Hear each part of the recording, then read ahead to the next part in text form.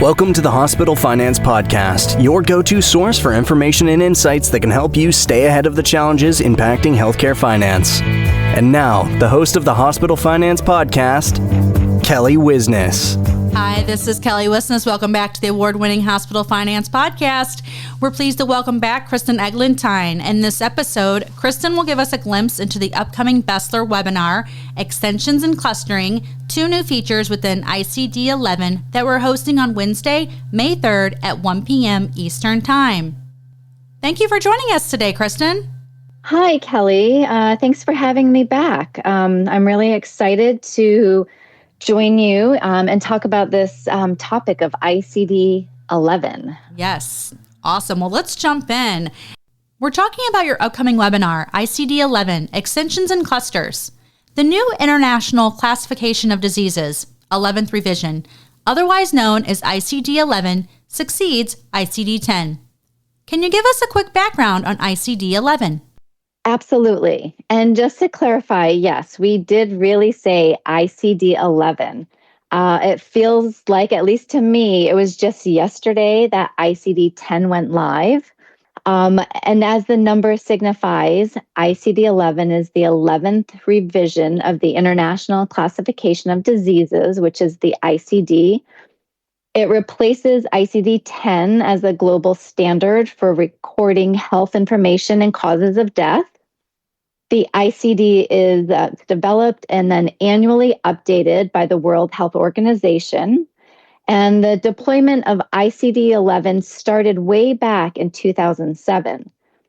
It was officially endorsed by WHO members in May 2019, and then officially came into effect on January 1st in 2022, with about 35 countries using ICD-11. Now, for us in the United States, our expected implementation year is 2025. So we still have a little bit of time. And then if they do any clinical modifications, implementation may not begin until the year 2027. Okay, wow. So we have some time there, which will go by fast. So how is ICD-11 different from ICD-10? So there's multiple things that are different. You know, conceptually, the changes of going from 10 to 11, they include introduction of new diagnoses, some refinement of diagnostic criteria for existing diagnoses, and then we're taking some steps in the direction of dimensionality for some diagnoses. So ICD-11 is based on STEM codes and extension codes. And I'm actually just talking about the diagnosis portion of ICD-11.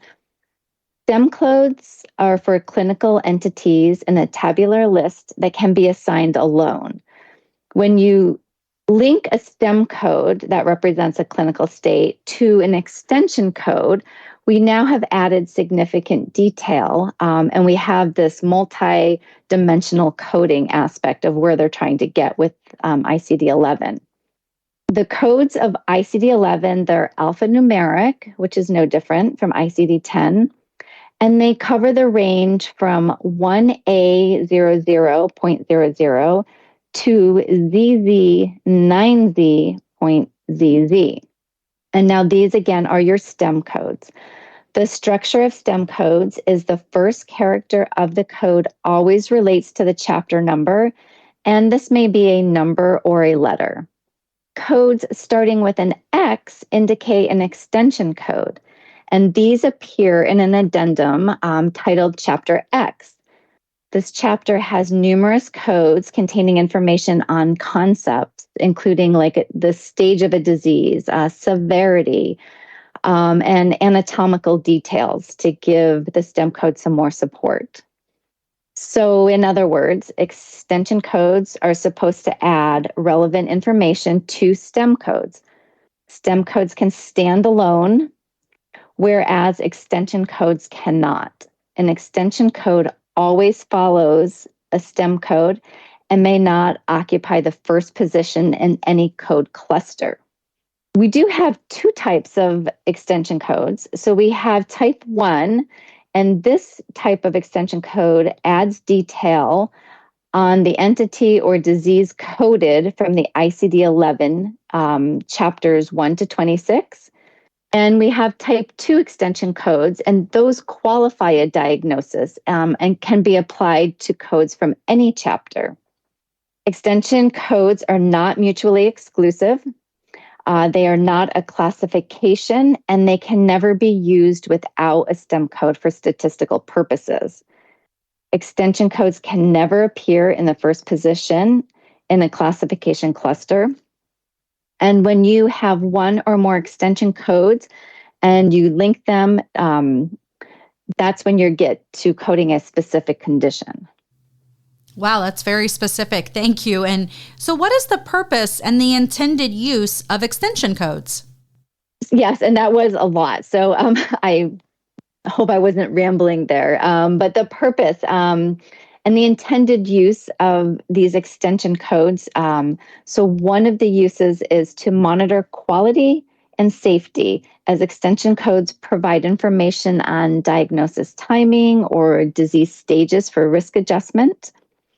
Hospitals will also use extension codes to forecast and potentially increase their case mix-based reimbursement system. So extension codes will help pull profit information from clinical details, which hospitals then can use. Great. And so pre-coordination and post-coordination are new features in ICD-11. What do these terms mean? So remember, I was just saying that ICD-11 is comprised of two types of codes, STEM codes and extension codes. Some STEM codes contain all pertinent information about a clinical concept in this pre-combined fashion.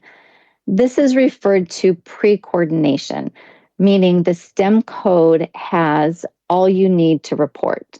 So an example of this would be a duodenal adenocarcinoma. So that is going to STEM code 2B80.00, and that is all you need to report the adenocarcinoma of the duodenum. But for other health conditions, a STEM code isn't quite enough and may be further described to any level of detail by applying one or more than one code, and then this is referred to post-coordinating. And this can be two or more STEM codes or a STEM code with one or more extension codes. So let's look at a hip fracture as an example of what post-coordination may look like. So if we have a patient who has a closed transverse hip fracture on the right side, we would use the STEM code NC72.30, and that is telling us we have the hip fracture. However, this code doesn't give us all of the details, so we need to add a few extension codes to that. So we have an extension code XK9K, right? And so that's giving us our laterality. And then we have another extension code that could give us the fracture type. And then a third extension code would tell us whether that fracture was open or closed. So you can see you're starting with the basics in the STEM code and you're adding all of the details in your extension codes. And that is, again, the post-coordination. A group of codes that have been post-coordinated is called a cluster. And a forward slash or an ampersand is used to show the linkage between the post-coordinated codes. In this manner, the classification can address many clinical concepts with a limited range of categories. Wow, thank you so much for that explanation, Kristen. So what challenges can coders expect? I think, and everyone, it seems in the industry is expecting ICD-11 to present many challenges for coders.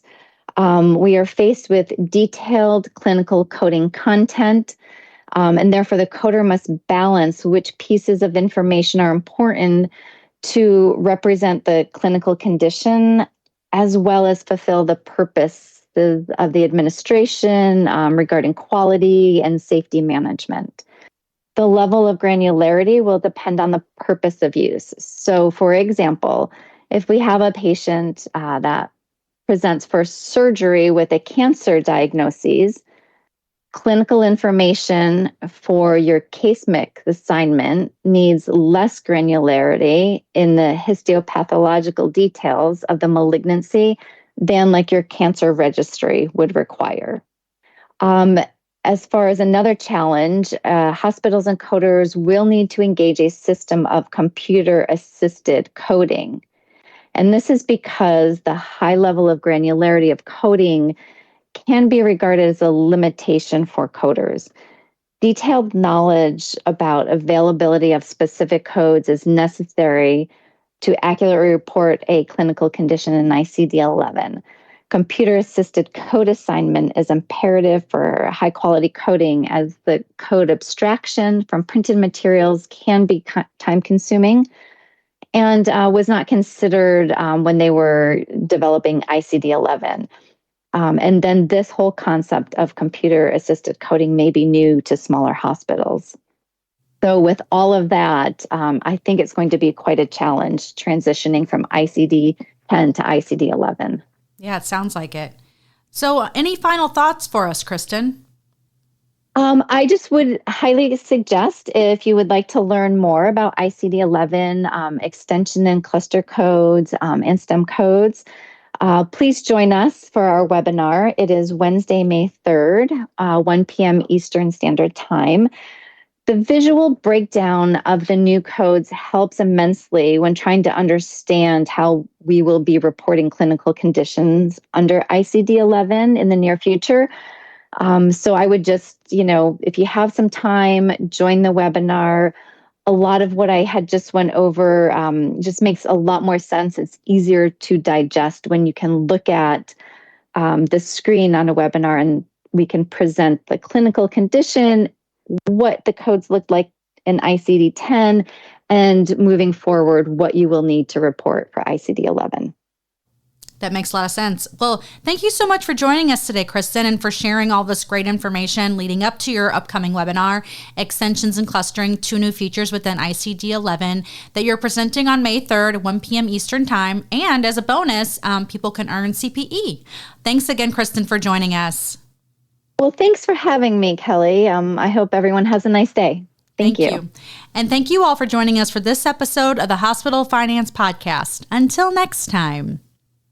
This concludes our episode of the Hospital Finance Podcast. For show notes and additional resources to help protect and optimize revenue at your hospital, visit Besler.com/podcasts. The Hospital Finance Podcast is a production of Besler. Smart about revenue, tenacious about results.